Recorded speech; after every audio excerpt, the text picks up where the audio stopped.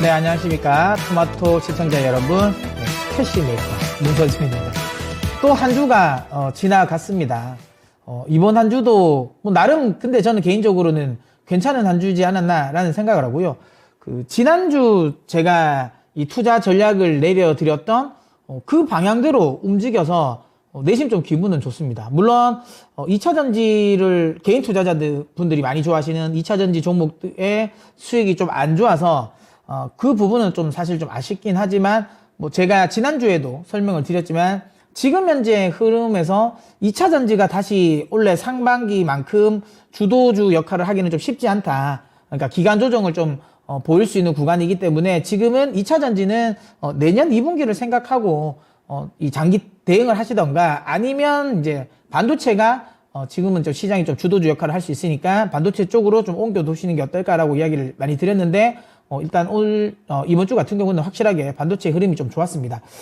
그 기간 동안 뭐 이 글로벌적인 이벤트라든지 뭐 굵직한 이벤트는 크게 나온 건 없고요. 국내 같은 경우는 아무래도 이 공매도 개선 방안과 관련된 뭐 초안이 공개가 됐습니다. 초안이라서 좀 말들은 맞는 것 같습니다. 그러니까 시장 참여, 그러니까 특히 이제 개인 투자자들이 원했던 건 공정한 운동장인 건 맞는데 이제 이 담보 비율 같은 거는 좀 높여라 라고 이야기를 많이 했었는데 오히려 이제 낮췄죠. 그래서 공매도를 조금 더 원활하게 할 수 있게 만들어서 이건 역시도 이제 개인 투자자들이 원하는 방향은 아니라서 제가 보기에는 이건 좀 나중에는 좀 초안이라서 이건 좀 수정이 될 것 같고 어쨌든 공매도와 관련된 이제 이슈는 조금씩은 이제 시장에서는 좀 희석되는 것 같아요.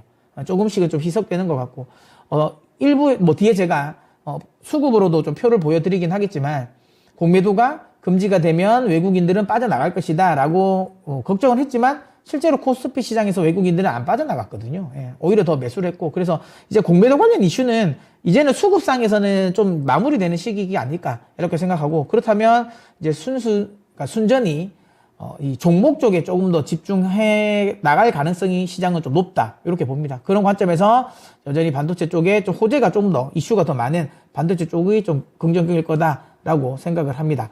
자, 그러면 이제 일단 오늘 이번 주에 또 그래서 시장의 또 이슈들 한번 점검해 보도록 하겠는데요. 개인 투자자분들이 지금 가장 관심 많아 할 것 같습니다. 에코프로 머티리얼즈가 결국에는 뭐 말도 많고 탈도 많았던 에코프로 머티리얼즈가 상장이 되었습니다.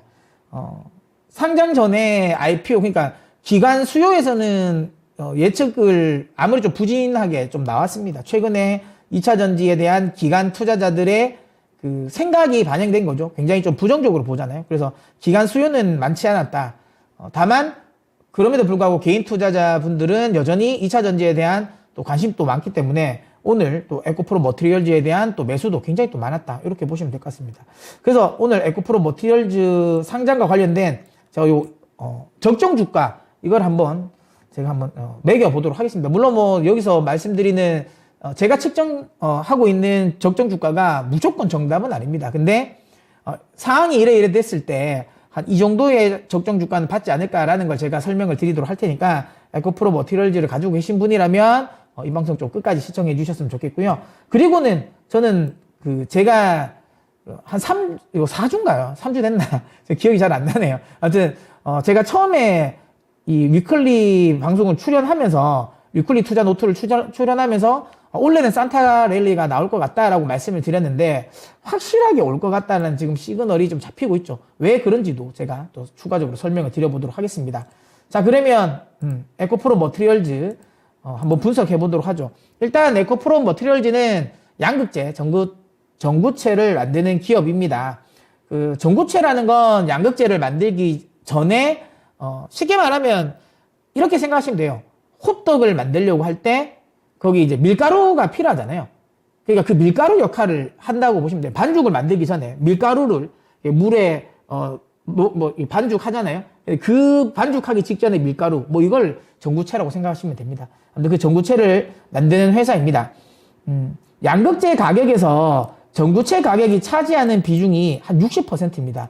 이게 하이니켈로 갈수록은 조금씩 전구체 가격은 떨어집니다. 근데 여기는 이제 811 기준으로 지금 우리나라 셀 3사들이 주력으로 이제 밀려고 하는 게 하이니켈에서 811이지 않습니까? 그 811을 기준으로 본다면 전체 전구체, 양극재 가격에서 전구체가 차지하는 비중은 한 60% 정도가 된다라고 보시면 되고요. 그러다 보니까 전구체 가격의 경쟁력이 결국은 양극재 가격의 경쟁력이 될 수밖에 없죠. 전체 차지하는 가격에서 60%나 전구체 가격이 차지하니까 전구체를 얼마나 싸게 잘 공급받냐가 2차전지 양극재에서 얼마나 많이 잘 남겨 먹냐라는 걸 결정할 수 있는 거죠. 그래서 이전까지만 하더라도 중국에서 전량 수입을 했죠. 이게 그렇게 생각하시면 돼요. 전구체가 그러면 지금까지는 다 중국에서 수입을 했으니까 우리나라는 그러면 기술이 없나? 우리나라는 이게 기술력이 없어가지고 중국에서 수입을 했나? 중국이 훨씬 더 우리나라보다 기술력이 높나? 그거는 아닙니다. 이거는 지금 이 양극재 전구체 같은 경우는, 그러니까 전구체랑 양극재를 비교할 때 어떤 분들은 전구체가 오히려 뭔가 기술력이 더 높을 거라고 생각하는데 아닙니다. 양극재 하이니켈을 자체를 배합하고 만드는 기술이 월등히 더 어려워요. 그러니까 전구체는 왜 우리가 중국을 많이 쓰냐? 왜 우리는 안 하냐? 싸기 때문에. 중국이 싸고 잘 공급받을 수 있기 때문에 중국 걸 썼던 거예요. 기술적인 장벽은 아닙니다. 그리고 전구체 같은 경우는 전구체를 만들 때 폐수가 많이 나옵니다. 어쨌든 물에 씻어야 되거든요. 그 물에 씻어내는 과정이 수세 작업이라고 하거든요. 그 수세 공정이 많이 진행되면서 폐수가 많이 나와요. 그러다 보니까 국내 같은 경우는 이걸 이 환경 오염과 관련된 부분 때문에 또 허가도 좀 잘 안 내주고 이런 게 있었거든요. 그러다 보니까 우리 쪽에서는 굳이 이걸 적극적으로 대응할 필요가 없었던 거예요. 근데 이제 중국은 아시는 것처럼 뭐 이제 이 환경 오염과 관련된 부분에서는 조금은 더 우리나라보다는 좀 규제가 좀 덜하다 보니까 이쪽이 좀 흐름을 좀 많이 잡고 있다라고 보시면 되고, 그리고 이 양극재, 이 전구체를 만드는 이 기술 공정이 태양광 폴리실리콘을 만드는 기술 공정과 꽤 유사합니다. 글로벌적으로 태양광 폴리실리콘을 만드는 넘버원이 중국이잖아요. 그러다 보니까 이런 것들도 같은 맥락에서 좀 잘 키워왔다라고 생각하시면 되고요. 그러면서 우리나라가 뭐 쉽게 좀 구할 수 있으니까 싸게 많이 구했던 건데, 아시는 것처럼 이제 미국이 중국을 공급망에서 지금 배제하려고, 물론 뭐 이번에 에이펙 정상회담에서 우리는 그 디커플링 하려고 하는 게 아니라 그냥 이제 좀 리스크 완화 뭐 이 정도라고 이야기를 하는데, 근데 이제 뭐 결과 회담 미중 정상회담 분위기 보면 역시나 안 바뀔 것 같죠. 예. 그러니까 여전히 그 중국이 공급망에서 배제될 가능성은 없습니다. 그러다 보니까 어쩔 수 없이 이제 우리가 하려고 하는 거죠. 그런 포인트다라고 보시면 됩니다. 그래서 기술적인 장벽은 없다.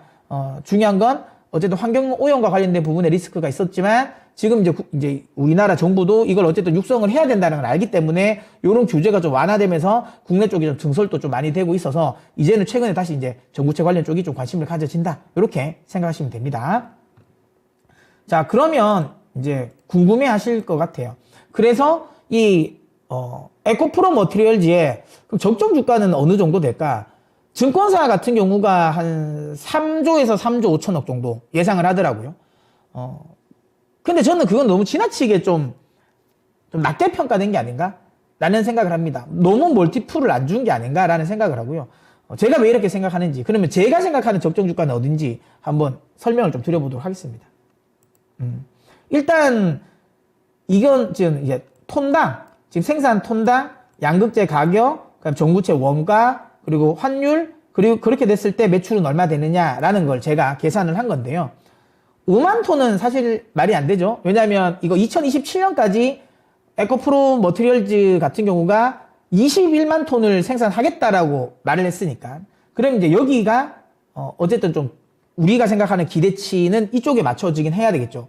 하지만 여러분도 아시겠지만 이 증설이라는 거, 그 다음에 생산 뭐 여러 변수로 인해 가지고 증설이 처음에는 하겠다고 했지만 좀 증설 속도가 더뎌질 수도 있어요. 그리고 증설을 완료는 했지만 또 생산이 좀 미뤄질 수도 있고 뭐 그렇기 때문에 그런 변수도 좀 생각을 해야 되기 때문에 저는 15만 톤, 10만 톤 이런 식까지도 제가 다 분석을 한번 해봤습니다.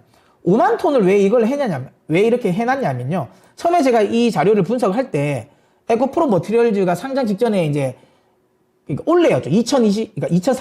올해 23년 생산할 수 있는 캐파를 5만 톤으로 봤어요. 그래서 제가 요거를 분석을 해놨던 건데, 이거는 안 됐죠. 예, 이거는 가능성이 없죠. 지금 현재 분위기 보면 한 3만 톤도 못할 것 같아요. 지금 2만 5천 톤? 요 정도 수준의 지금 생산 캐파가 나올 것 같잖아요. 그렇기 때문에 요거는 안 된다. 그러다 보니까 시장에서는 이제 야, 이거 진짜 실제로 21만 톤 할 수 있을까? 라는 의문을 가지는 거예요. 그래서 아주 긍정적으로 봤을 때의 적정 주가랑 그 다음에 시장에서 생각하는 아주 부정적일 때 그랬을 때 얼마가 적정 주가인지까지도 제가 다 이야기 좀 드려보도록 하겠습니다. 여기서 제가 양극재 단가를 저는 3만 5천 톤 정도 3만 5천 불 톤당 3만 5천 불 정도를 제가 측정을 했습니다. 지금은 한 4만 불 정도가 되잖아요. 근데 이게 지금 좀 하향 안정화가 되는 구간이잖아요. 그래서 2027년까지는 여기서 아주 급등할 환경은 아닌 것 같아요. 어쨌든 계속 이 양극재 캐파는 계속 늘어나기 때문에 아주 수요가 엄청나게 폭발적으로 늘어나거나 아니면 여기서 리튬 가격이 폭발적으로 뭐 급등하거나 이런 일이 없으면 하향 안정화 될 가능성이 높습니다. 뭐 근데 이거는 원래 소재 업종들이 원래 그래요.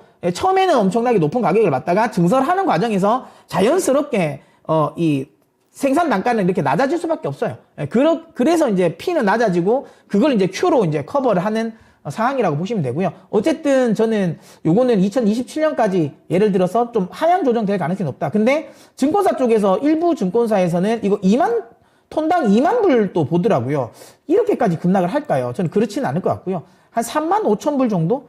요 정도로 저는 예상을 했습니다. 근데 만약에 요거보다 더 떨어지면 당연히 멀티플은 더 낮아지겠죠. 요거는 여러분들이 보시는 방송을 보시는 분들이 참고하셔서 계산하셨으면 좋겠어요. 자, 어쨌든 저는 3만 5천 불 정도로 봤고요. 앞서 이야기 드렸던 전구체가 원가에서 차지하는 비중은 한 60%입니다. 그러니까 제가 방금 이야기 드렸던 건 8111 기준이고요. 이게 9반반으로 넘어가면 원가는 조금 더 떨어집니다. 한 50%대까지도 떨어져요. 근데 어쨌든 2027년까지 3원계의 핵심은 제가 보기에는 811이 될 가능성이 높거든요. 9반반 또 많이 올라오긴 하겠지만 그래도 메인구는 811이라고 봐서 그러면 이 정도의 원가 비중을 차지하지 않을까라고 생각을 하고요. 그러니까 환율은 한 1250원 정도 평균치로 제가 예상을 잡았습니다. 자, 이렇게 됐을 때 가장 이제 시장이, 그러니까 이건 회사가 예측한 거죠.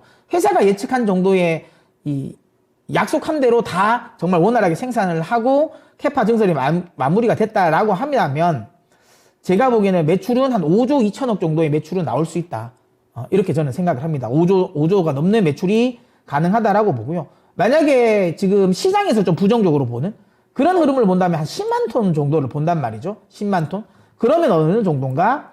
한 2조 6천억 정도. 예, 2조 6천억 정도의 매출이 나온다라고 보시면 될 것 같아요. 자, 그럼 이렇게 예상을 했을 때 그러면 밸류는 어느 정도가 적정할까요? 자, 앞서 이야기 드린 것처럼 베스트 시나리오를 가정했을 때입니다. 20만 톤이 제대로 생산되고 그다음에 그 양극재 원가 역시도 한 3만 톤당 3만 5천 불을 유지하는 상황. 그다음에 환율도 급격하게 떨어지지 않는 이런 환경이다라는 걸 가정했을 때 지금 현재 그 전구체의 영업이익률, 그러니까 에코프로 머티리얼즈의 영업이익률은 6% 정도인데 이거는 시간이 지나면서는 조금씩 더 떨어질 가능성이 높아요. 왜냐하면 이것도 결국은 경쟁이거든요. 지금 이 에코프로 머티리얼즈만 양극재 전구체를 생산하는 건 아니잖아요. 이제는 조금 있으면 뭐 고려 아연도 그렇고 그 다음에 LS도 그렇고 이 전구체를 생산하는 기업들이 또 많아집니다. 그 다음에 중국 같은 경우도 지금 증산을 많이 하려고 하고 있기 때문에 요건 영업이익률은 조금씩 떨어질 거예요. 하지만 한 6% 정도? 요 정도 수준은 그래도 좀 유지해주지 않을까라는 가정하에서 이게 만약에 떨어지면 당연히 이거보단 더 멀티플은 낮아지겠죠. 이것도 감안해서 들어주셨으면 좋겠어요. 그래서 한 6% 정도를 가정한다면 2021년 예상 영업이익입니다. 영업이익이 한 3,150억 정도 나올 수 있다라는 거죠. 베스트 시나리오. 20만 톤을 제대로 다 이렇게 생산했을 때. 그러면 이걸 이제 적정하게 얼마의 멀티플을 줘야 되냐. 동종 피어의 평균치 펄을 저는 줘야 된다라고 보고 있고, 그러면 이제 동종 피어라고 하면 이 양극재 전구체 글로벌 1등인 거란메이, 그 다음에 화유 코발트, 그리고 이제 일본의 스미토모 메탈 스미토모 메탈이죠. 예, 메탈. 그 다음에 다나카 케미칼, 요런 것들, 여기에 평균치의 펄을 감안했을 때 멀티플을 준다면 한 16배 정도를 줄 수 있거든요. 그럼 영업이익 기준으로 봤을 때 한 시총은 한 6조 정도가 가능하지 않을까라는 거예요. 그러면 오늘 종가 형성된 구간이 한 4조 정도 수준의 시총이 지금 나오니까, 그러면 여기서 업사이드를 본다면 그래도 지금 구간에서는 아직까지 한 50% 이상의 업사이드는 좀 있지 않을까라는 생각을 할 수 있죠. 예. 그러면 추가적으로 더 가능성이 있겠다라는 거예요. 근데 이거는 투자를 하시는 분들이 선택을 하는 겁니다. 예, 무조건 이렇게 간다라는 건 아니고요. 아주 좋게 나왔을 때, 그러니까 이게 베스트 시나리오일 때 이렇게 된다는 거고요. 그러면 좀 부정적으로, 그러면 아주 좀 부정적으로 봤을 때, 보수적으로 보면 어느 정도가 적정 주가냐라고 하면 앞서 이야기 드린 것처럼 한 10만 톤 정도 갔을 때를 가정한다면 한 영업이익 기준으로 본다면 한 2,250억 정도가 나올 거라고 보고 있고요. 그렇게 했을 때 멀티플을 감안하면 시총은 3조 6천억, 3조 6천억 정도의 시총이 가능하지 않을까라는 거죠. 이게 딱 증권사가 예상하는 거거든요. 딱 정확하게 요 정도, 증권사도 이 정도 보는 것 같아요. 그래서 증권사에서 예상하는 거가 만약에 맞다면 지금이 적정 주가인 거죠. 그럼 여기서 추가적인 업사이드는 크지 않다, 이렇게 볼 수 있겠죠. 이거는 뭐 개인의 판단이라고 저는 생각합니다. 뭐가 맞다, 뭐가 틀리다는 모르겠고, 어쨌든 나는 에코프로 머티리얼즈가 실제로 본인들이 약속한 것만큼 증설도 잘하고 잘 판매될 것 같아. 그 다음에 2차 전지의, 그러니까 전기차 시장은 여전히 구조적 성장을 하기 때문에 지금은 잠깐 쉴 뿐이지 다시 강하게 치고 올라갈 거야 라고 생각하시는 분들은 한 6조 정도를 적정 주가로 보시고 투자하시면 될 것 같고요. 확실하게 전기차가 요즘에 많이 둔화됐어. 전기차 많이 안 사더라. 이거, 그리고 너무 지금 현재 멀티플이 너무 높아. 이미 지금 밸류가 엄청나게 높기 때문에, 그래, 3조 6천억? 그러면 다 왔네 라고 생각하시는 분들은 오히려 내일이라도 매도를 하는 게 맞겠죠. 요거는 각자가 에코프로 머티리얼즈를 어떻게 판단하냐에 따라서 결정하시면 될 것 같다라고 생각을 하고요. 어쨌든 저는 제가 드리는 제시는 좋게 봤을 때는 6조까지는 열려있다. 만약에 시장이 좀 더 좋아질 거다라고 생각하고 좋아진다라는 쪽에 포지션을 맞춰진다면 업사이드를 6조까지는 맞춰놓고 저는 목표가를 대행하시면 될 것 같고요. 내일부터, 다음 주죠. 다음 주 분위기가 만약에 꺾이는 분위기다라고 하면, 그렇게 됐을 때는 제가 보기에는 만약에 매매를 한다면 3조 6천억 미만에서 좀 공략을 하셨으면 좋겠다. 이렇게 말씀을 좀 드려보도록 하겠습니다. 자, 그 다음에 여러분들이 좀 알아야 될 건 뭐냐면 이겁니다.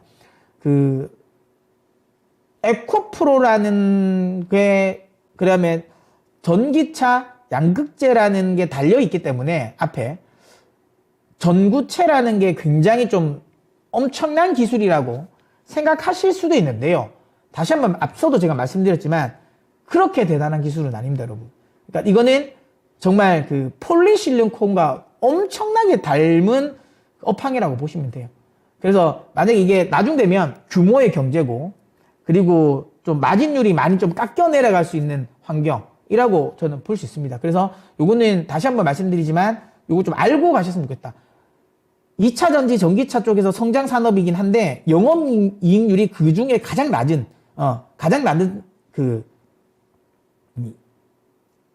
업종군이다. 이렇게 생각하시고 저는 투자하셨으면 좋겠다. 이렇게 말씀드려 보도록 하겠습니다.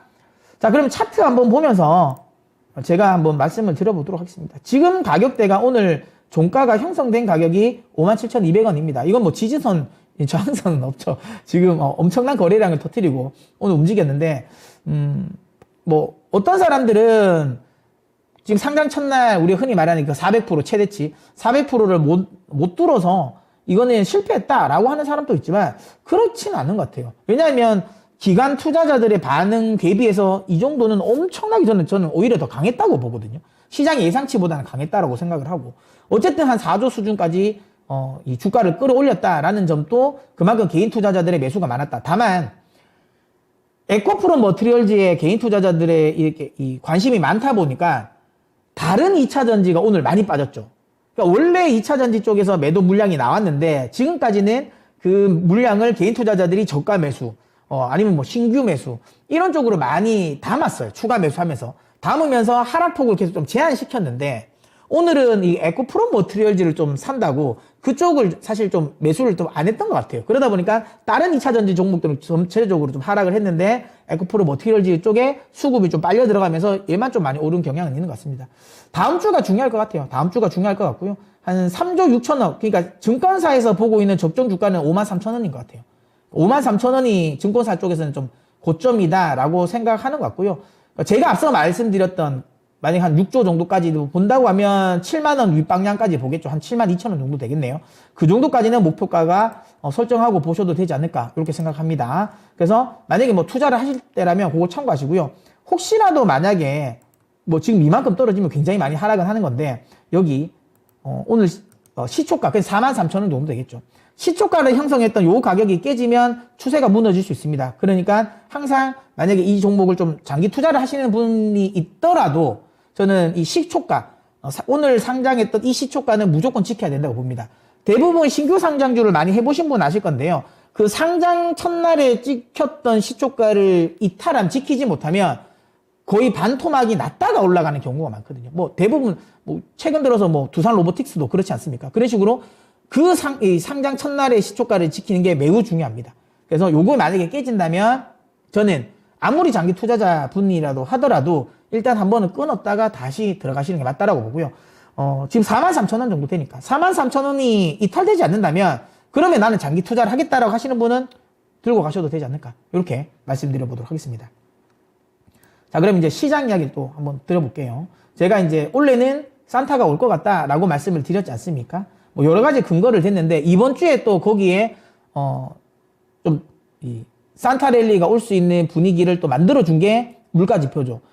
불과 한 달 전까지만 하더라도 야 인플레이션이 다시 올라가는 거 아니냐? 엄청 거기에 대한 우려감을 키웠지 않습니까? 근데 이제 지금은 오히려 디스인플레이션을 넘어서 디플레이션에 대한 우려감을 지금 하고 있는 상황입니다. 참 시장이 그렇죠. 예. 어쨌든 이 소비자 물가지 CPI 같은 경우가 꺾였습니다. 물론 이 코어 CPI가 생각보다 안 꺾인 게 아쉽다라고 생각하지만 그래도 시장 예상치보다는 양호했습니다. 시장 예상치는 하회를 했고 그 다음에 이제 헤드라인이 확실하게 유가가 하락을 하면서 급격하게 좀 떨어지고 있다라고 보시면 됩니다. 지금 코어 쪽에서 이 물가를 코어 물가를 좀 잡고 있는 게 의료 서비스 쪽이라고 보시면 되는데요. 의료 서비스와 관련된 부분은 이제는 추가적으로 좀 올라올 여지는 좀 있다. 다만 주거비라든지 그 다음에 최근에 고용 시장이 완만하게 지금 이 슬로우 다운을 하고 있지 않습니까? 뭐 그런 걸 감안한다면 서비스 인건비가 좀 그러니까 좀 낮아질 수 있는 상승폭이 좀 줄어들 수 있는 이런 구간을 감안했을 때 종합해 보자면 코어 CPI가 여기서 다시 급격하게 튀어오를 가능성은 저는 크지 않다라고 보고 있고요. 속도가 조금 아쉽습니다. 속도가 아쉽지만 뭐 그래서 연준은 하이어 포 롱거를 하고 있지 않습니까? 그러니까 뭐 그 정책은 계속 유지될 것 같고요. 다만 그럼에도 불구하고 여기서 강하게 반등 올라오지 않는 상황이기 때문에 금리 인상과 관련된 부분은 사실상 이번 이 CPI 결과로 인해서 종결된 게 아닌가라고 생각을 합니다. 그래서 어쨌든 지금 물가는 이렇게 완만하게 잡혀 내려갈 가능성이 크다. 이렇게 말씀을 드리도록 하겠고요. 거기에 또 어제죠. 발표되었던 PPI 생산자 물가지수 이건 좀 더 드라마틱하죠. MOM 기준으로 봤을 때 오히려 여기는 마이너스로 진입을 했습니다. 지금까지는 서비스업이 너무 안 내려왔었어요. 서비스업 물가가 여전히 이 공고하게 이걸 이제 유지를 하다 보니까 생각보다 물가가 덜 떨어졌는데 제조업은 뭐 빨리 떨어졌었죠. 근데 이번 지표는 서비스업까지도 확실하게 이렇게 떨어지는 모습을 좀 보였다라는 거죠. 이런 것들이 결국은 시장의 물가 인상에 대한 압력을 좀 낮출 수 있는 요인이다라고 저는 생각을 합니다. 이런 것들은 결국은 연준으로 하여금 통화 정책에 대한 완화적인 스탠스를 취할 수 있게 만들어준다라고 생각이 되고요. 그 다음에 일부에서 이런 걱정을 하시더라고요. 소매 판매가 좀 둔화되었다.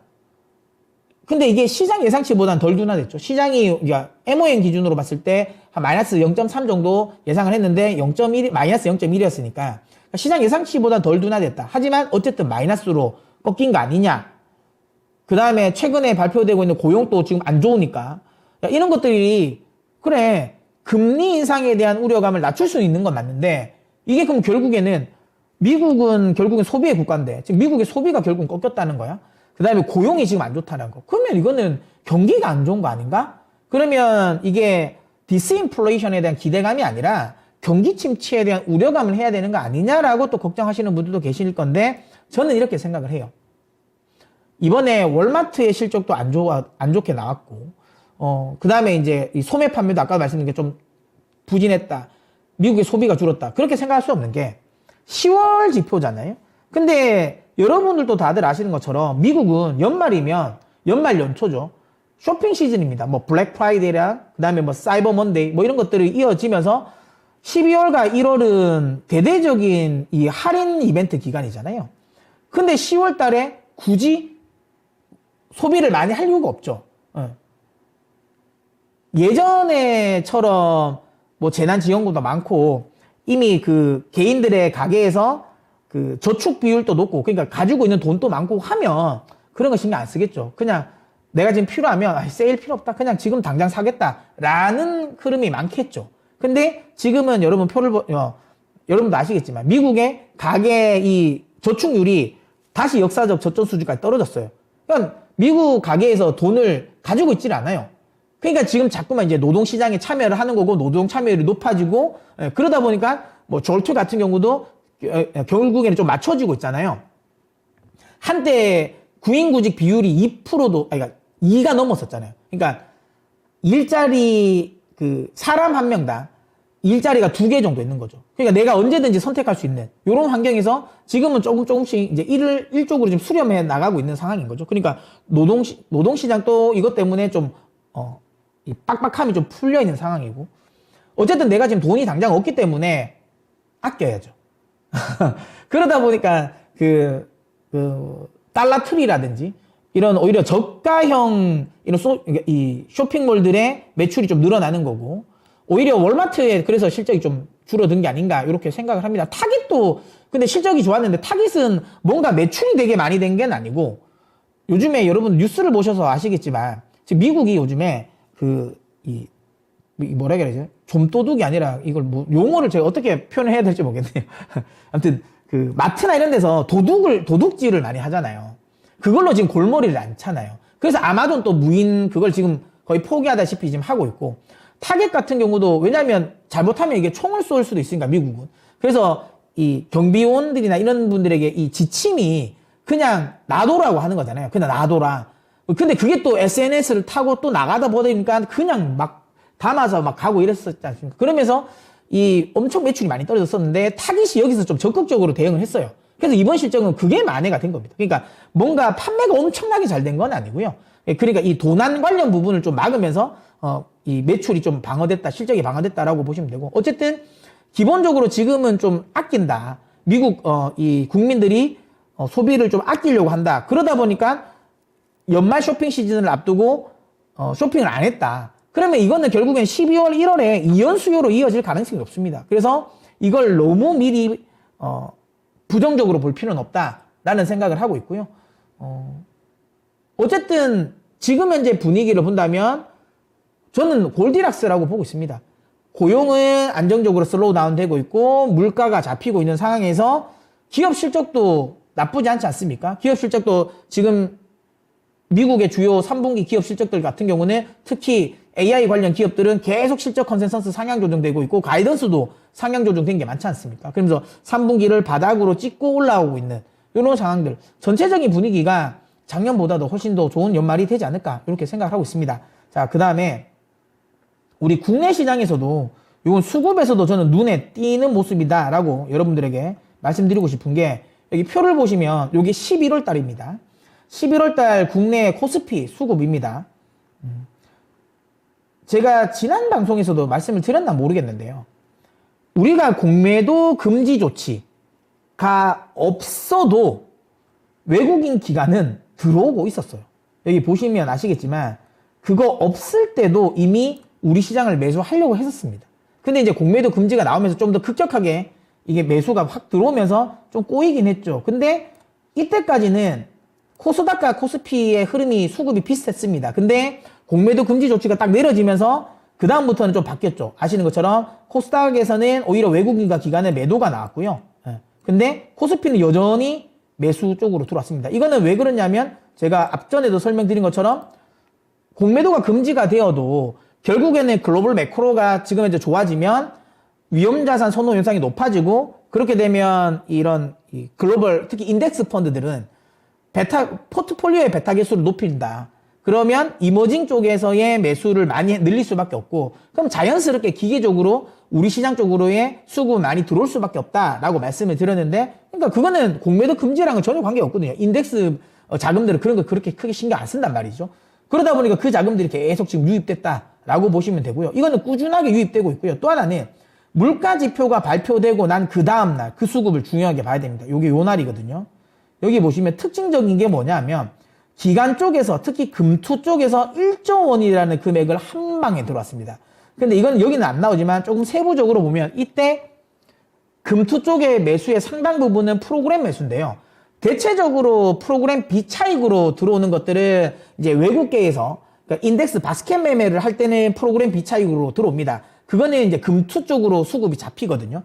그러면 이제 프로그램 비차익이 들어오는 건 오케이 이해를 한단 말이죠. 근데 이때는 프로그램 비차익도 비차익인데 차익이 엄청나게 많이 들어왔어요. 차익 프로그램.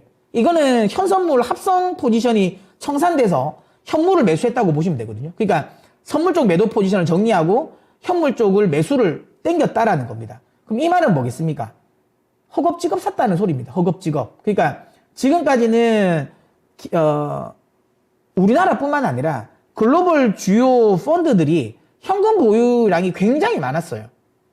계속 이제 좀 경기가 침체될 거다, 될 거다 이런 우려감이 많았으니까. 그러면서 현금 보유량이 너무 많았는데 물가 지표를 딱 보면서 와 이거 진짜 잘하면 조정을 안 줄 수도 있겠다라는 생각을 했던 것 같아요. 그러면서 뉴욕 증시도 그때 당시 나스닥이 2% 이상 점프를 했지 않습니까? 그런 흐름에 급격하게 주식 비중을 늘린 게 아닌가라고 생각합니다. 근데 이런 경우가 그러니까 그러니까 현선물 합성 포지션까지도 급하게 청산을 해서 3천억 이상 들어오는 경우가 잘 없거든요. 거의 한 2년에 한 번 있을까 말까 한데 그 물량까지 나왔다라는 건 굉장히 강하게 그러니까 약간 컨빅션하게 시장을 상방으로 보는 게 아닌가라는 생각을 합니다. 예, 그래서 다시 한번 말씀드리지만 이거 수급적으로도 분위기는 나쁘지 않다. 그리고 외국인들도 꾸준하게 지금 보시면 아시겠지만 매수에 동참하고 있습니다. 어제 오늘 좀 팔았는데 이거는 당연하겠죠. 왜냐하면 지금 4조 넘게 지금 한 달도 안 됐지 않습니까? 근데 4조나 넘게 얘들이 매수를 했으니까 지금 일정 수준 속도 조절이라고 보셔야 되는 거고요. 어쨌든 구조적으로 본다면 계속 기조적으로 우리 시장 특히 코스피 쪽을 매수를 한다라고 보시면 되고 핵심은 삼성전자 SK하이닉스인 것 같아요. 그러니까 결국에는 반도체 쪽에 좀 포지션을 두고 많이 매수를 하는 것 같다라고 생각이 듭니다. 자, 여기서 우리가 제가 또 보여드리고 싶은 게 제가 요즘에 이런 말씀을 많이 드리잖아요.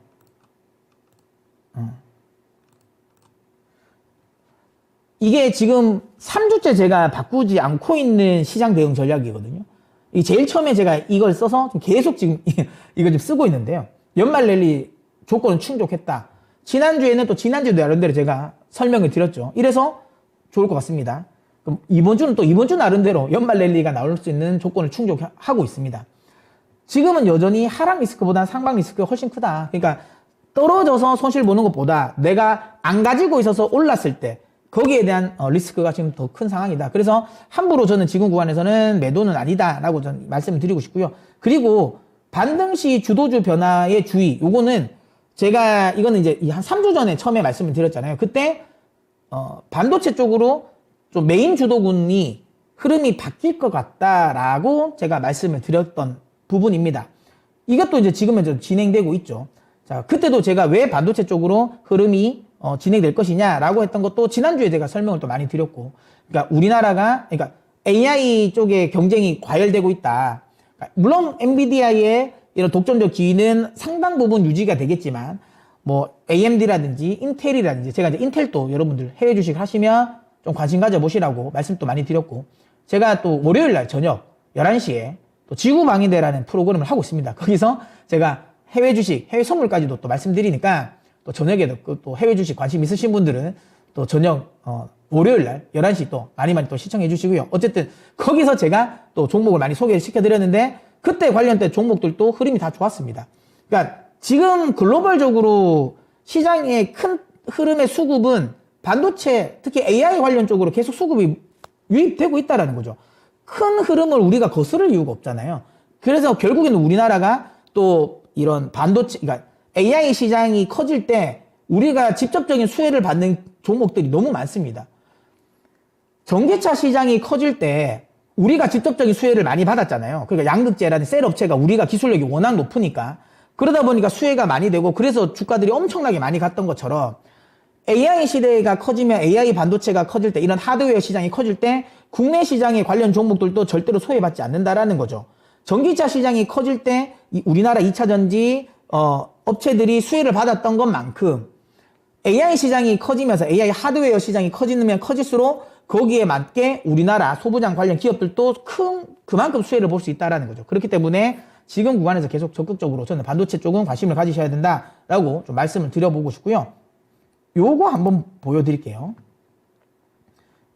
이거는 뉴욕 증시에서의 그 주요 종목들의 지금 차트인데 요거는 지금 보시는 건 마이크로소프트의 차트입니다.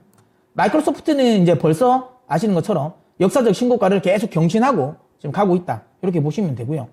자, 그 다음에 기존에 지금, 지금도 이제 시총 1위죠. 미국의 글로벌 넘버원 시총 1위인 애플입니다. 애플이 물론 최근에 많이 올라오곤 있지만 지금 원래 7월 고점을 아직까지는 못 뚫고 있죠.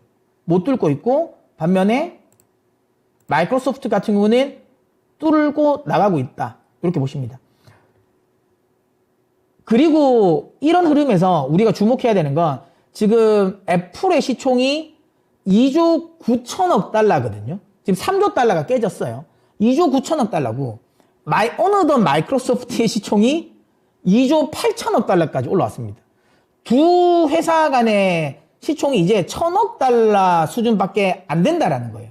물론 1,000억 달러 가면 LG 에너지 솔루션 시총보다도 크긴 하죠. 근데 그래도 이 사이즈를 감안한다면 1,000억 달러 수준밖에 지금 차이가 안 난다는 거예요. 시장에서는 조만간 시총 1위를 마이크로소프트가 탈환할 가능성이 높다라고 예상을 하고 있죠. 저도 충분히 그렇게 될 것 같습니다.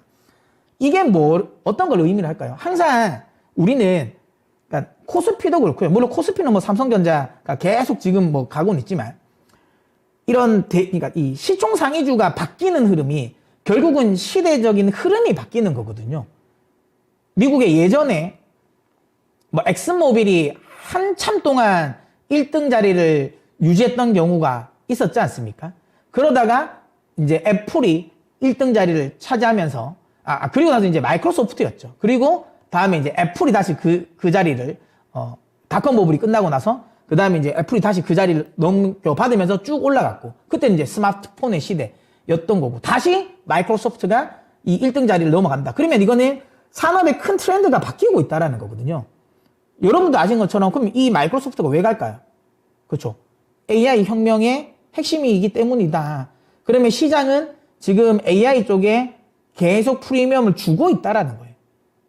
그러면 우리의 투자 포인트 역시도 그 AI에 맞춰야 된다는 거죠. 여러분들도 아실 거예요. 이번에 실적 발표 나온 거 보면 반도체 기업들, 우리나라 소부장 반도체 기업들이 정말 실적이 형편이 없었습니다. 그럼에도 불구하고 주가가 견조하게 움직이잖아요. 그게 뭐겠습니까? 시장에서는 프리미엄을 준다라는 거죠. 그래, 지금 실적은 안 좋지만 나중에 좋아질 거야 라는 거에 대한 프리미엄을 계속 주고 있다라는 거죠. 이걸 부정하면 수익을 가져갈 수가 없습니다. 근데 지금 너무 비싸야 아직 실적도 안 나오는데 주가가 가는 것 이상해 라고 애써 그러니까 이걸 부인하면 안 된다는 거예요. 흐름을 계속 말씀드리지만 시장의 흐름은 수급은 그쪽으로 몰려가고 있고 시장의 큰 트렌드는 계속 바뀌고 있다는 거. 이런 메가 트렌드는 한번 가면 5년 정도는 흐름이 나온다라는 거죠. 우리가 AI 혁명, 챗GPT와 관련된 부분이 나왔던 건 올해입니다. 이제 1년 차. 아직까지 제가 보기엔 갈 길은 더 멀다라고 보기 때문에 AI 쪽에 계속 관심을 가지셨으면 좋겠고 미국 시장을 또 관심 있게 보시는 분들은 엔비디아, AMD, 아리스타 네트워크스 이런 종목도 굉장히 많지 않습니까? 이쪽을 투자하셔도 되고 그다음에 이제 나는 미국 주식 못한다, 안 한다라고 하시는 분들은 국내 쪽에 반도체 쪽 계속 관심 가졌으면 좋겠습니다. 그리고 지금까지는 국내의 반도체 기업들은 속된 말로 뭐 이런 말을 제가 표현하면 오겠지만 쩌리였다고 보시면 됩니다. 그러니까 이런 이 글로벌 PC 시장, 그 다음에 모바일 시장, 그 다음에 이런 이 서버, 클라우드 관련 시장에서는 좀 쩌리였다고 보시면 되는데 지금 이 AI 시대에서는 오히려 메인군으로 나설 수가 있죠. 왜냐하면 PC라든지 모바일이라든지 그 다음에 스토리지 그 서버에서 차지하는 메모리 비중이 그러니까 D램이라든지 낸드 이런 메모리 비중이 높지가 않아요. 10%에서 20% 내외입니다. 굉장히 낮습니다. 그러다 보니까 실제로 메인군은 아닌데 지금 이런 GPU라든지 그러니까 AI 반도체 내에서 메모리가 차지하는 비중이 30%가 넘어요. 물론 칩 하나의 가격은 당연히 GPU가 훨씬 더 높겠죠. 하지만 아까도 말씀드렸지만 거기에 지금 메모리 경쟁이 들어가기 시작했다. 그러면서 HBM의 사용량이 늘어나면서 그리고 HBM 자체가 또 워낙 가격이 높지 않습니까? 그러면서 차지하는 비중이 점점 더 높아지고 있다. 그러니까 예전에는 변방이었다면 지금은 오히려 중심에 들어가 있다고 보시면 되고 AI 관련 쪽에서 반도체는 빅테크 기업들도 엔비디아도 그에 비한 AMD라든지 인텔 이런 기업들이 계속 경쟁하면서 서로 확장을 하고 있는 과정이에요. 그러니까 누가 물론 뭐 엔비디아가 지금 뭐 압도적 1등이지만 어쨌든 여기를 누가 자꾸만 나눠 먹기 싸움이지만 메모리는 공고하게 독점적인 지위가 안 흔들리잖아요. SK하이닉스, 삼성전자, 마이크론 뭐 마이크론은 사실 우리 입장에서는 그 크게 위협이 안 되죠. 그러니까 어쨌든 이 세 회사가 공고하게 독점적인 구조를 유지하고 있잖아요. 최소한 HBM만 놓고 본다면 뭐 내후년까지도 우리나라 이 두 회사가 독점할 가능성이 매우 높죠. 이런 시장이 언제 오겠습니까? 제가 보기에는 굉장히 천재일우의 기회다. 우리나라 반도체 기업들에게는. 이때 제가 보기에는 잘 흐름을 타서 저는 투자를 좀 잘 하셨으면 좋겠다. 이런 말씀 드리도록 하겠습니다. 자, 그래서 오늘 또 제가 종목을 가지고 나온 종목은 그래서 저는 오늘도 반도체입니다.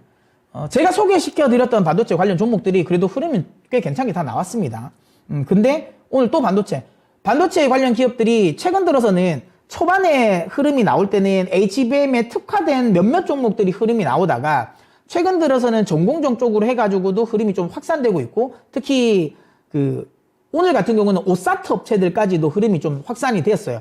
제 개인적인 생각에는 이렇게 종목이 한번 이렇게 확산되면 단기 조정은 나올 수 있는 구간입니다. 그러니까 다음 주 정도면 한번 단기 조정이 나올 수도 있겠다라는 생각이 들어요. 물론 다음 주 엔비디아의 실적이 어떻게 나오냐에 따라서 조정 없이 갈 수도 있겠지만 분위기상은 한 번 정도는 조정이 나올 수 있다. 그러면 이 조정을 이용해서 평소에 반도체를 관심을 가지셨던 분들은 좀 담으셨으면 좋겠다라는 생각이 들고 어쨌든 그래서 또 오늘 또 가지고 나온 종목은 코미코라는 종목입니다. 이름에서도 반도체를 좋아하시는 분은 아시겠지만 미코의 자회사다라고 보시면 되고요. 코미코고 당연히 반도체 여팡이 개선될 때 저는 수혜주라고 생각해서 들고 나왔습니다. 코미코는 반도체 세정공정에서 세정공정인데 이거는 다른 거랑 좀 다릅니다. 반도체 웨이퍼나 이걸 세정하는 건 아니고요. 반도체 장비 부품을 세정하는 기업입니다.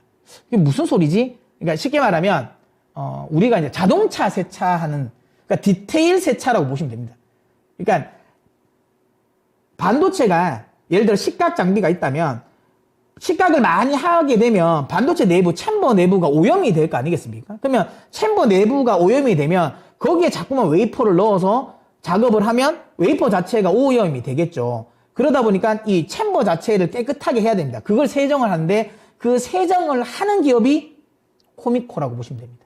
근데 여러분들도 세차를 하물며 우리가 세차를 맡길 때 그냥 아무 곳이나 맡기진 않잖아요. 그러니까 내가 돈을 주고 디테일 세차를 맡길 때 그냥 여기 그냥 맡기자 이러진 않죠. 굉장히 신경을 많이 쓰고 우리가 맡기지 않습니까? 하물며 이 반도체 이 부품 장비를 세척하는데 아무나한테 맡기지 않죠. 굉장한 기술력이 필요하고요. 그러다 보니까 누가 고객사로 있냐가 중요합니다. 그러니까 그 고객사는 다른 데는 잘 안 맡기는 거죠. 한 번 고객사가 되면 거의 끝까지 고객사가 된다고 보시면 되고요. 코미코의 주요 고객사가 도쿄일렉트론입니다. 도쿄일렉트론은 삼성전자의 낸드 쪽, 그 다음에 삼성전자의 식각 관련 부분에 있어서의 1차 벤더죠. 그러다 보니까 삼성전자 쪽에서 낸드라든지 그 다음에 HBM이 만들어진다면 도쿄일렉트론의 시각 장비가 많이 납품이 될 것이고 거기에서 공정이 많이 진행됐을 때 그 시각 부품 장비들이 세척해야 되는 이 횟수도 늘어날 것이다. 그러면 당연히 코미코가 수혜가 될 수밖에 없고요. 코미코는 요런 겁니다. 요거 보시는 것처럼 요런 챔버 안에 들어가는 거, 요런 챔버 안에 들어가는 요런 부품들을 꺼내서 다 세척을 하는 공정을 하는 회사라고 보시면 되고요. 그 다음에 여기 테리, 도쿄일렉트론이죠. 그 다음에 어플라이드 머티리얼즈. 요 두 회사가 주요 고객사라고 보시면 되고요. 딱 이름만 들어보셔도 아시겠죠? 아, 이거 HBM, 그 다음에 낸드 쪽이 활성화되면 여기가 굉장히 일감이 많아지겠다라는 걸 알 수 있겠죠. 그 다음에 또 하나는 뭐냐면 자회사 미코세라믹스를 통해 가지고 세라믹 히터를 또 생산을 하는 회사입니다. 세라믹 히터가 뭐냐면 증착을 하는 과정. 그러니까 증착은 웨이퍼에 열을 먹이는 작업이지 않습니까? 근데 이 열을 균일하게 고르게 먹여야 됩니다. 근데 그래서 증착 장비 위에 보면 팁입니다. 팁이라고 보시면 되고요. 요 팁이 여기서 열을 고르게, 빠르게, 균일하게 줘야 된다라고 보시면 되고요. 그러면 이 증착 공정이 많아지면 많아질수록 소모품이거든요. 그러면 이거를 이제 가는 주기가, 교체 주기가 빨라지겠죠. 제가 앞전에 하나 머티리얼즈를 소개시켜 드렸을 때랑 비슷한 논리죠. 그러니까 증착 작업이 많이 진행되면 진행될수록 세라믹 히터는 많이 바뀔 가능성이 높다. 교체 주기는 짧아질 수밖에 없고, 그럼 이랬을 때 매출은 늘어날 수밖에 없다라는 거고요. 최근에 주요 증착 장비 쪽에서 다 퀄 테스트를 통과했고, 실질적으로 삼성전자 쪽으로 납품이 될 가능성이 지금 현재 높다라고 보시면 될 것 같고요. 예전에는 증착 장비는 단순하게 전공정 쪽의 핵심이었습니다. 근데 지금 TSV라는 이제 이 공정이 생기면서 후공정 단에도 증착이 생겼죠. 왜냐하면 TSV가 본딩을 하고 나서 식각을 하잖아요. 식각하고 거기에 다시 한번 또 증착을 해야 되기 때문에 원래는 전공정에 한 번에 들어갔던 이 증착 작업이 이번에 이제 이 어드밴스드 패키징이 발전되면서 TSV라는 후공정 쪽에도 한 번 더 들어간다. 증착이 2번 들어간다. 그러면 세라믹 히터도 원래 같으면 한 번 들어갈 걸 2개 들어간다 라고 보시면 될 것 같고요. 어쨌든 또 내년에 반도체 업황이 또 회복이 되면 살아나면 당연히 출하량이 늘어날 것이고 그러면 세라믹 히터 교체 주기도 빨라질 것이다. 이건 역시도 실적에 좀 긍정적 영향을 미치지 않을까 이렇게 생각을 합니다. 그 다음에 이제 또 이 종목은 아까도 했지만 이런 부품을 세정하는 것뿐만 아니라 반도체가 이 반도체 라인에 들어가기 전에 자동차 유리막 코팅처럼 반도체 장비에 먼지가 앉지 말라고 반도체 장비를 또 유리막 코팅하는 작업도 합니다. 그러면 이건 또 라인이 증설될 때 특히 후공정 지금 라인을 지금 이 온양 쪽에 라인을 새로 어드밴스드 패키징 라인 또 깔고 있지 않습니까? 그렇게 많이 이제 장비가 또 들어가면 거기에 또 수준으로 늘어날 가능성이 높다. 이런 것들을 종합해 봤을 때 코미코의 내년도 실적에 대한 기대치는 크다. 이렇게 말씀을 드려보도록 하겠습니다. 그래서 차트로 보자면 최근에 지금까지는 좀 바닥권에서 반도체가 많이 급등을 했었는데 얘는 좀 바닥에서 좀 무겁게 움직였습니다. 그러니까 크게 반응이 없다가 최근 들어서 앞서 제가 말씀을 드렸죠. 그러니까 원래는 HBM 핵심 관련 종목들만 가다가 이제 그 종목들이 너무 많이 오르니까 이제는 조금 이제 눈을 좀 그러니까 넓히는 거죠. 그래서 이 종목도 생각해보면 수혜가 될 수 있어 라는 쪽으로 해서 좀 덜 오르는 쪽에서 지금 수급이 들어온 거거든요. 그러면서 이번 주에 코미코의 흐름이 좋았는데 제가 이거는 다음 주에 한번 조정을 줄 수 있다라고 말씀을 드렸잖아요. 줄 수 있다라고 봤기 때문에 만약에 그 조정을 준다면 저는 한번 매수의 기회로 삼아보셨으면 좋겠다라고 생각이 들고요. 저는 52,000원 라인에서 그 다음에 55,000원 요 라인이라면 충분히 매수가 가능하지 않을까라고 생각을 합니다. 그 다음에 목표가는 1차 목표가는 65,000원 그러니까 7월 고점 여기를 노려볼 수 있다라고 생각을 하고요. 만약에 아까도 말씀드린 것처럼 이 삼성전자가 저는 8만전자가 연말까지 될 수 있다라고 생각하는 사람이기 때문에 삼성전자가 8만전자를 밟게 된다면 관련 반도체 관련 기업들은 한 번 더 붐업이 나올 가능성이 높다. 그런 거를 감안한다면 최종 목표가는 2021년 고점이죠. 2021년 고점 정도까지 볼 수 있는 이게 장기 목표가를 말씀드리는 거예요. 9만원 수준까지도 우리는 한번 노려볼 수 있다. 이렇게 말씀드리고 코미코 한번 예. 관심 가지면서 종목 관심 가져보셨으면 좋겠습니다. 자, 그 다음에 이제 이 손절가는 여기 저는 10월 저점은 깨지 않을 거다라고 보기 때문에 이 손절가는 10월 저점이 45,000원인데 혹시라도 깨게 된다면 전 한 번은 그래도 끊었다가 가시는 게 맞다 라고 보기 때문에 한 45,000원 정도에서 손절가 잡고 대응하셨으면 좋겠습니다. 자, 이렇게 해서 오늘 또 준비한 내용은 제가 또 다 마무리 되었습니다. 다음 주면 제가 생각하는 건 이제 엔비디아의 실적이 발표가 될 겁니다. 엔비디아의 실적이 발표가 되고 나면 특별하게 12월 FOMC 회의까지는 특별한 시장의 변수는 없을 것 같아요. 물론 뭐 고용지표가 잇따르곤 하지만 지금 현재 시장에서 고용지표와 관련된 부분의 변동성은 왜냐하면 신규 실업수당 청구 건수라든지 이런 것들이 미리 나오는 걸 보면 크게 튈 것 같지는 않습니다. 물론 그 파업이 중단됐기 때문에 요거에 대한 좀 일시적인 변동성이 있을 수 있겠지만 이거는 이미 시장이 어느 정도 파악을 하고 있는 부분이라서 고용 쪽의 변동성은 크지 않다. 그렇게 된다면 12월 FOMC 회의 전까지는 큰 시장의 악재는 없을 거다.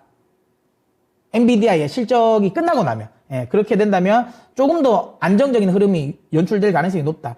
다음 주에 한 번 정도 조정이 나올 수 있다라고 생각한다면 그때는 저는 오히려 매수의 기회로 동참하셨으면 좋겠다라는 말씀을 드리도록 하겠습니다. 자, 그럼 저는 또 다음 주 또 좋은 정보를 가지고 찾아뵙도록 하겠습니다.